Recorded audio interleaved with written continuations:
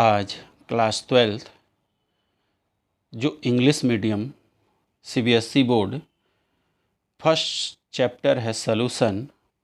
उस सॉल्यूशन का एक इम्पॉर्टेंट टॉपिक है डिप्रेशन ऑफ फ्रीजिंग पॉइंट।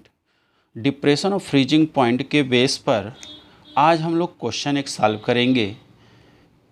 कहा जा रहा है solution of sugar in water 5% by mass has freezing point 271 Kelvin. Calculate the freezing point of solution of glucose in water.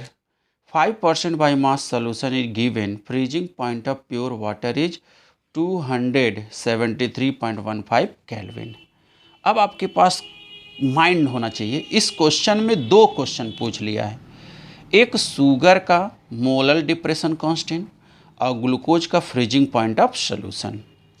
अब इस क्वेश्चन को सॉल्व करने के लिए एक एक टॉपिक अगर आप अच्छे से डिस्कस करेंगे, डिस्कस करने का मतलब होता है कि सबसे पहले देखिए क्या कहा जा रहा है, molar depression constant KF. First अगर शुगर के कंडीशन में पूछा जा रहा है तो पहले आपको क्वेश्चन देखना है मोलर डिप्रेशन कांस्टेंट कैलकुलेट। जब तक मोलर डिप्रेशन कांस्टेंट कैलकुलेट नहीं करेंगे तब तक फ्रीजिंग पॉइंट ऑफ कैलकुलेट नहीं होगा।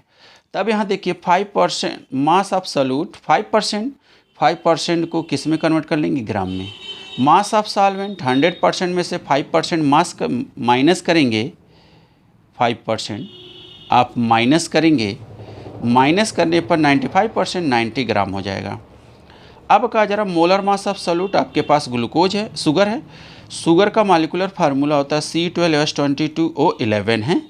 अब इसका मोलर मास आ जाएगा 342 आ जाएगा। कितना आ जाएगा, 342 आ जाएगा।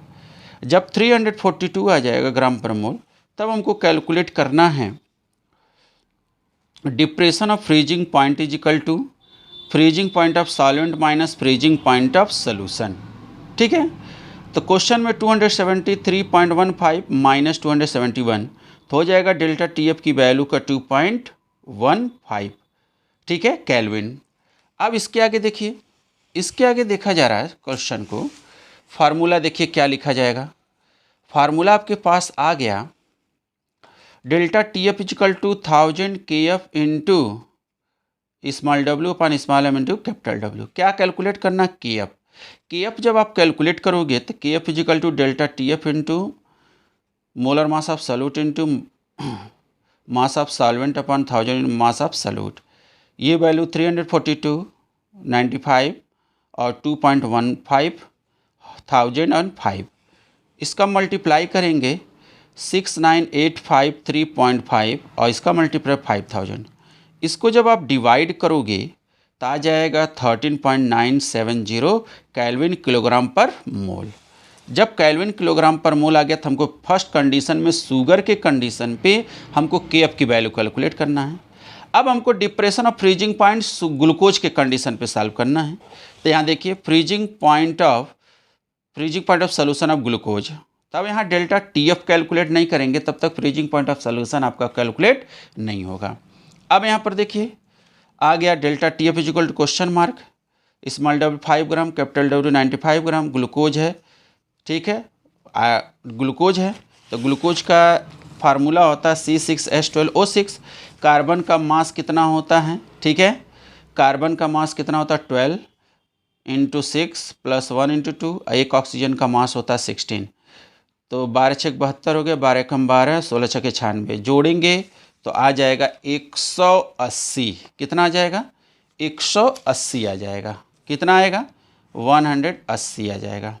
ठीक है, अब जब 180 आ जाएगा तो 180 अब इस फार्मूले में रखेंगे तो फार्मूला हमको क्या मिला, delta T F is equal to 1000 into small W के F into small M into capital W. Value रख दिए, पुट कर दिए, इसका इसमें मल्टीप्लाई कितना वैल्यू आ गया, इसका इससे डिवाइड किए तो आ गया हमारे पास कितना 4.085 केल्विन।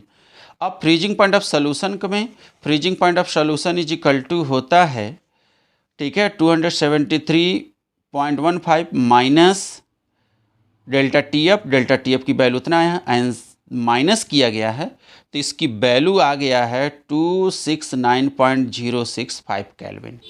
तो ये था डिप्रेशन ऑफ फ्रीजिंग पॉइंट का एक न्यूमेरिकल था, बहुत ही प्यारा और इम्पॉर्टेंट है। ठीक है, बोर्ड का भी क्वेश्चन है और एकेडमिक का भी क्वेश्चन है, ठीक है ना। तो इस क्वेश्चन को अच्छे से आप रिपीट करिएगा। ओके।